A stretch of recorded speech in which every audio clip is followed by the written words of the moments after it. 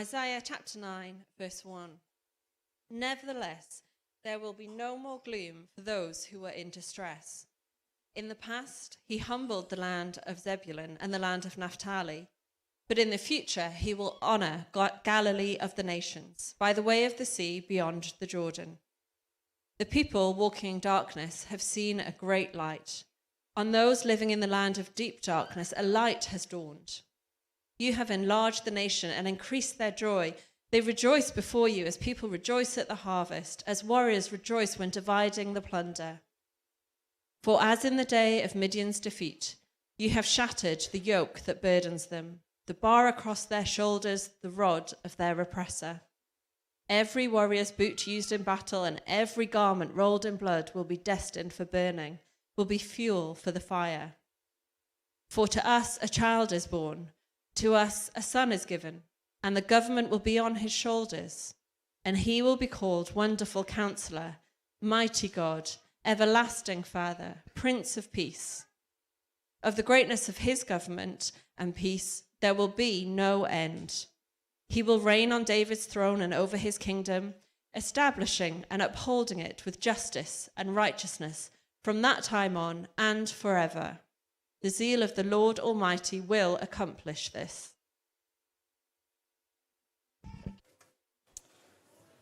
Well, it's really good to see you here this morning. Merry Christmas. And to you watching online as well. I hope you have a really wonderful day.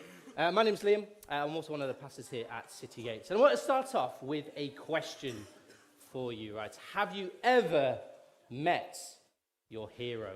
Have you ever met your hero? Now, Christmas time, often one of the things that we enjoy is chocolates, isn't it? So I thought maybe you, when you heard the word heroes, you thought of something like these. One of these boxes of chocolates where we get all sorts. Dairy milk. Who likes dairy milks? I saw a hand go right to the back. I don't think I can throw that far without hurting someone. Oh, go on. Here we go, right in the front there. All right, okay, and then we got a crunchy. A crunchy. Go on then, Mum. Merry Christmas. Oh. And then we got a fudge. A fudge. Who likes fudges? Oh, Bob, it's coming your direction, okay? There we go. Oh, okay, a whisper. Who likes whispers? I haven't gone to this side yet, okay? Lydia, I'm aiming for Esther, okay? There we go. Oh, Ebenezer, sorry. Right, and what else? Double decker. Okay, a bit more. Charlotte, Safi, you've waited very carefully there. Apologies, I'm going to go for it. Oh no, it's gone wrong. Let me find another one. Here we go. Better throw that time. Oh, there we go. What else? What else haven't we had? A twirl. Who likes twirls? Twirls. Go on, great. I'll play it safe this time. There you go. Thank you. Okay, caramel. I don't think we've had caramel yet, have we? Caramel. You guys have been having your hands up. Chaplings. Oh, there we go. Okay. You get so many in these. There we go. Actually, cream egg. Cream egg, not too early for Easter. I'll play it safe at the front. Here we go. There we go. Okay, well, there's plenty more for other people, isn't there? Chocolates are one of the things that we enjoy at Christmas. And even, you get things like eclairs in these as well.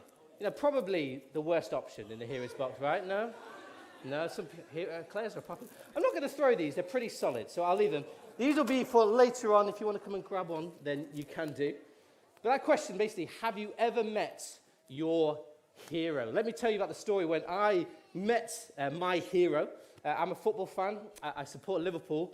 And years ago, Liverpool got a new manager, a man coming up on screen called Jurgen Klopp, quite known as like a kind of very happy, kind of passionate manager, really charismatic. I thought, wow, that'd be very cool to meet Jurgen Klopp. And so I happened to be in Liverpool one time, and outside this hotel, there's a kind of big crowds kind of gathering around, that sense of, wow, something's going on. The Liverpool squad were staying at this hotel, so I hung around, I hovered around. I thought it'd be great if I could meet Jurgen Klopp. And I did get the opportunity to meet him. He stayed around for photos. Now, sadly, kind of in the ether of the internet, I have lost that photo. But I did meet him. You have to trust me. I did meet him. And I thought, this is going to be a great moment. But I don't know what it was. Maybe it was the day. Maybe Jurgen just woke up on the wrong side of bed. But he's really grumpy and kind of reluctantly just kind of stood next to me and then just moved on to the next person. He looked a little bit like this on screen. that the picture was me with a massive smile on my face, Jurgen Klopp looking absolutely miserable. And so I got the picture, I met my hero, but did it live up to the hype? Is my life now better, richer, more satisfied because I met Jurgen Klopp? No. It was cool in the moment, and maybe I sent it to a few of my mates and things like that. It's a good story, but nothing more than that. Often we can think of meeting our heroes a little bit like some of the best in those boxes of chocolates, can't we? Like the Dairy Milks, the Whispers, the Crunchies. But sometimes it can be a little bit more like the eclair. I know the eclairs were popular in the room, but never mind. Maybe Twix, Snickers, they're not in those, but maybe those kind of options. And so that's the first thing that we're going to kind of think about from that passage that Grace read for us. We live our lives like that, don't we? We live our lives longing for something greater. You see, we live our lives trying to, like meeting our heroes, we try to live our lives full of getting these experiences and following them through. We have this kind of, as humans, we have this inbuilt itch that we want to scratch, where we want our experiences, our lives to mean something. We don't want to get to the end of our life and think, oh, was that it? And so we chase after maybe the next paycheck, the next project, the next experience, the next holiday, the next memory, because we hope that these things are going to fill our lives when we feel that sense of emptiness. And sometimes it works for a little while, but then we're just coming back for more, aren't we? We chase after the best, and sometimes we get eclairs, don't we? Well, in that passage that Grace read for us, we saw, didn't we, that Israel, God's people, are in a dark place. It said that they were living in darkness, they were living in despair, sadness, grief, uncertainty, anxiousness. And maybe your year has felt a little bit like that too. And what God's people have done is they lived themselves as the hero. They thought that they could try and get that true freedom, that true satisfaction that would give them the best lives that they could do. And yet in doing that, they had turned away from the very one that they were created to live with, the one who qualified them to give them that true meaning, that true joy, that true value. God, the one who created them and loved them dearly. But we saw, didn't we, that into that darkness steps a great light. It said, a new day, a light has dawned. And so this passage was written hundreds of years before Jesus, and it's basically telling of him coming. And we can see what it means for God's people when we read through it. We saw it's going to be like a new day dawning. We're going to see how burdens will be lifted, that people are going to be rejoicing. And all of this is because of one person who we saw in verse 6, our memory verse. It'll come up on screen. For to us a child is born, to us a son is given, the government will be on his shoulders, and he will be called Wonderful Counselor, Mighty God, Everlasting Father, Prince of Peace. And that's the second thing that we see. And it's the massive, scandalous claim of Christmas, is that we can know that ultimate hero that we long for. We can know that ultimate hero that we long for.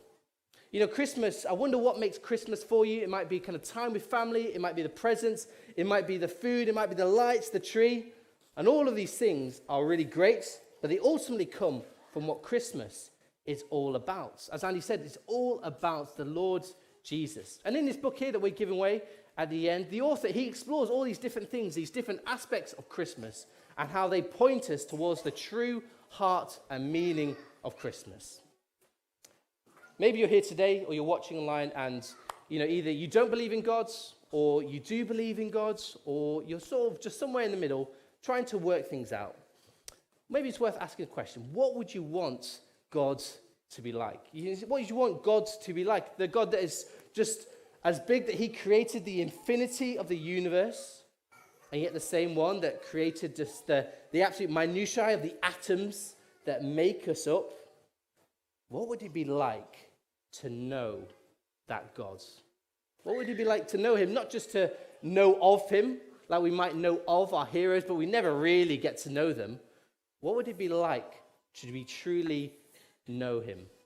To truly be known, to be truly loved and truly cared for, truly understood by him? Maybe for you, that just feels just improbable, impossible. It's wishful thinking. It's a fairy tale. But the big scandalous claim of Christmas is that you can do that. You can know this God. You can know him personally. And actually, he created you so that you could know him personally, that you could enjoy life with him, life as it was designed to be lived. A life of true meaning, of true hope, and of true purpose. If that is what is on offer at Christmas, then surely that is worth at least looking into and exploring those claims. We gave you kind of just a few things that you could do to try and do that. You could take one of these flyers. If you're in Norwich, you can come in the new year to Hope Explored, a course that we're running. You can ask any questions that you have. And maybe if you're not in Norwich, you're just visiting over the holidays, then do take one of these other flyers as well for something called 321. It's just a free app you can download and where you can watch a couple of videos which ask a couple of questions that you can have a think about as well. But in our passage and in that verse, Isaiah gives us a little bit of a taster of what it might be like to meet this God. And he gives us kind of 4 names of what God is going to be like. Wonderful Counselor, Mighty God, Everlasting Father, Prince of Peace.